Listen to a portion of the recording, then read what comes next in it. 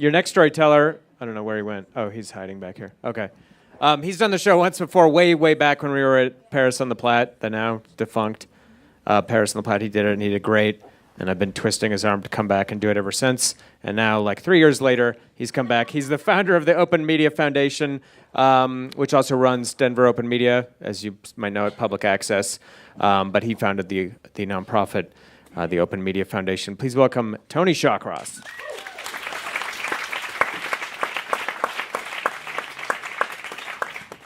I want to just first say thanks to Andrew and Ron, and then also to everybody here at Buntport. This is a cool event. I love Denver. There's a lot of cool things going on in Denver all the time, but this is one of them. This is one of those things that makes me happy to live in Denver and proud to live in Denver, and there's so many good things going on at Buntport. So thanks to Sam and Aaron and whatever other Buntporters are here, and to Ron and Andrew. Is that just me? Somebody agrees with that. Thank you to them, right? So yeah, I run a nonprofit about a block from here called the Open Media Foundation. And 8 or 9 years ago, I had my first foray into anything resembling like organized self-help. That's the theme of this show this month. When a board member suggested I take a workshop called, many of you probably heard of, called the Landmark Forum. We were launching these 3 TV stations, Denver Open Media, which Andrew just mentioned. And I had a very different vision from some of my board members about how those TV stations should be run. And this schism kind of grew between me and my board members so deeply that that one week I found out from a new board member that the board was going to have a vote the coming Monday about possibly removing me as director of this foundation, this nonprofit that I had started. She knew I'd be kind of like stressing about it all weekend. And she's like, there's this cool workshop going on Friday, Saturday, Sunday. You should maybe just do it. It'll probably put you in a good headspace, keep you from just stressing out about things. And a couple other people had told me about it. So I just said, good. And I signed up and I went. And you can't summarize. It's like 50 hours of stuff crammed into 3 days. You can't really summarize all you get away with from it. But my main takeaway from it was just this message that like life is empty and meaningless, and that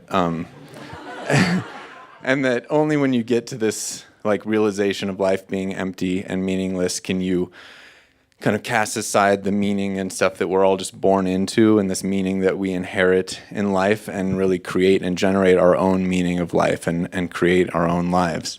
You also learn that a lot of our worldviews and our kind of knee-jerk reactions to things in our life come from these formative experiences when we're really young, and that if we can look at life now and be in the present, we don't have to be reactive to this world that we live in. We don't have to, respond through these worldviews that we formed for the 6-year-old brain or whatever. We can be present in the here and now and choose in any moment who and how you want to be.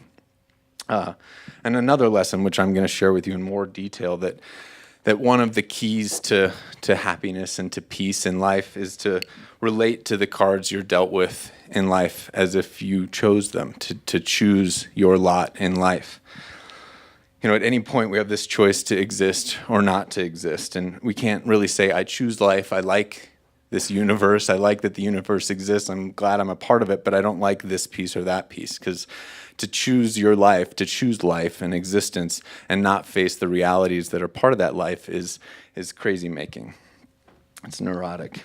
So there's like 100 or 200 people in this drab room, and this Landmark Forum leader over the first like day or two really does a great job of getting us all to kind of choose our lot in life and to be at peace with whatever we've gone through.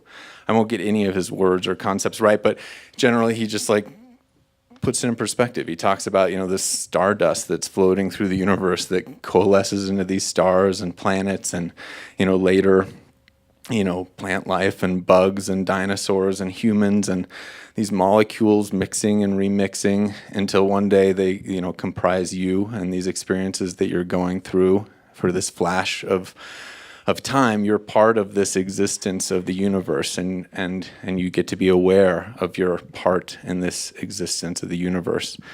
It really did a good job of putting kind of all of our problems into perspective. And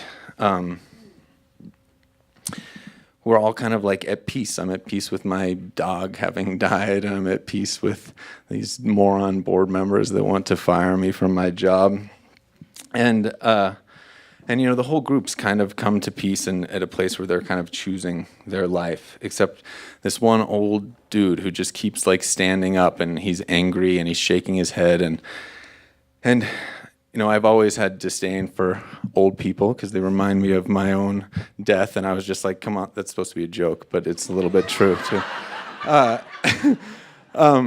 But I'm also just like, I want to hurry up, dude. We're getting somewhere, and like, what is this minutia that you're still so upset about in this corner of the Milky Way, sometime between like dinosaurs and jetpacks? Haven't you gotten what the rest of us have gotten, and let's get on with it, dude. And he's upset. He's not there. And luckily, to be a Landmark Forum leader, you have to be more patient and more compassionate than I am or was at the time. And so the Landmark Forum leader has him just tell his story. Why is he so upset? And so he explains when he was young, when he was young, he and his wife really wanted to have kids, and they struggled with it. They went through miscarriages and went through a bunch of doctor visits, and they really struggled trying to have a kid, and they eventually had a son, and they were so grateful and so happy. And they wanted to have more kids. They wanted to have a big family, and they couldn't. But they still, they dealt with that, and they were just thankful every day to God that they had this son that was the light of their life. And their son grew up, and eventually their son had his own child. He had a baby girl, and it was this baby girl they had always wanted to have, their granddaughter. And she was the light of their life. She was their reason for living. They loved her so much. Her name was Lacey. Not long after she was born, they were watching her one day, and their son got into a car accident with his wife, and he died. And they, dealt with that grief, and they got through it. And they still thanked God every day that they had Lacey in their life, their granddaughter. And they raised her like their daughter, 7 or 8 years. Now she's like an 8-year-old, 9-year-old, and she starts getting really sick. And they learned about a year ago that she had leukemia. And he would take her to the chemo treatments and the doctor's office and whatever else. And they just, within the last few months, learned that Lacey was most likely going to die from this. And he was shaking, he's upset, and he's just like, fuck you if I'm going to choose for Lacey to have leukemia. Fuck you if I'm going to choose to watch her be in pain. Fuck you if I'm going to fucking choose to go to these chemo treatments with her. Just fuck you if I'm going to choose for Lacey to die.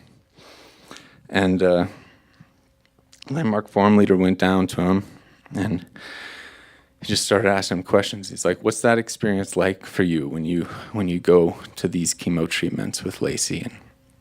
And the old man said that it just feels like his life is being ripped apart. It feels like he's walking into death, and that they're tearing this reason for living out of his arms, and that the end is coming. And he asked him, do you cry with her like you're crying now? And the old man says yes. And are you angry like you're angry now? And the old man says yes.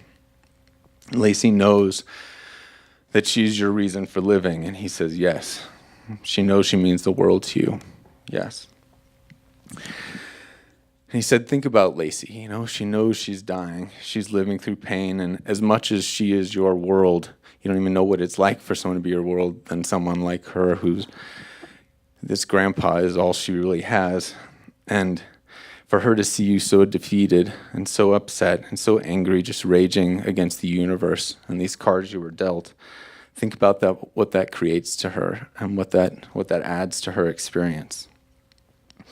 And think about what it would be like to have this experience for her, to have this experience of having a grandpa who's choosing this, who's upbeat and grateful for any second he has with this little girl, whether it's playing in the park or taking her to chemo.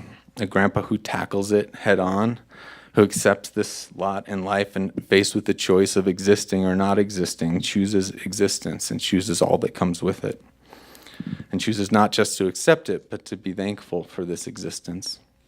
Chooses to powerfully and even gratefully live through all those miscarriages, powerfully, even gratefully live through the death of his son, to powerfully and gratefully choose these cards that he's dealt and be grateful to go through this together with his wife and with his granddaughter. Because it's all or nothing, he said. The first choice we get in every moment is to exist, yes or no. And if you choose existence, which includes loved ones dying and includes your board members wanting to fire you, you choose that or you choose nothing. And if you choose existence and to be a part of it, in every moment you get to choose who and how you want to be. So he said, choose to be a light in Lacey's life. When it's time for chemo, be that grandpa who jumps up and tackles it and chooses it and lives in the gratitude of being part of this existence. Grateful that you had a son and a granddaughter. Grateful that you get to spend one more minute with her in that moment, in every moment until she's gone, and then live in gratitude for that. Because loss hurts and pain hurts, but it's part of existence. And think about that existence. Think about all your life. This existence is beautiful. That's what I got out of it.